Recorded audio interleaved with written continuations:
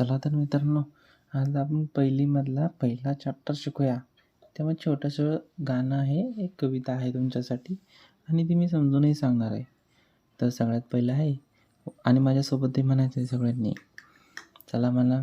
अगोबाई डगोबाई लागली कळ, ढगाला उन्हाची केवढी झळ, थोडी ना तडकी लागली फार, डोंगराच्या डोळ्याला पाण्याची धार.